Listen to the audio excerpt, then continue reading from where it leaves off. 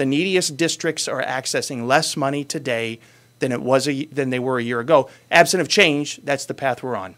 So we should expect next year that number is going to be lower if the legislature doesn't do the right thing and change the law and invest more. What we need is an active discussion from both parties, from all parts of the state, from individuals, legislators, teachers, superintendents, interest groups, community groups who want to be part of a discussion on how we advance a bill this session that can begin to be phased in the coming school year that accomplishes two things.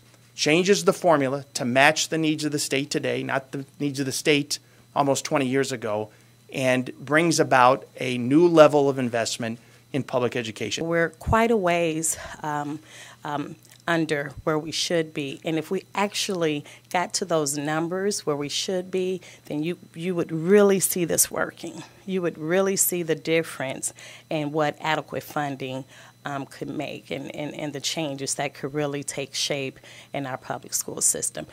In the state of Illinois, we've had winners and losers for years and years and years, and it's not school districts, it's kids. If this is done right, I don't have to worry about what the impact will be on my school district. I will know, given our student demographics. 40,000 students, 25% of whom are learning English for the first time, 12% who are special education, 60% of whom are low income. It will have an impact on our school district, but we have to get away from the rhetoric of winners and losers. Again, we've had those for years. The education you receive should not be determined by your zip code, but rather by your will and drive to learn. We are down to the bare bones. Sandoval has made cuts to faculty and administration. Extracurricular programs are led by volunteers. Transportation costs have become the community's burden to bear. Teachers are spending their own money on classroom materials, and the list goes on and on. A proper education should offer many opportunities, not just a few a school can afford because of the insufficient funding it receives. I can't say enough about the school board, the community, my teaching staff, that they are behind Senate Bill 1.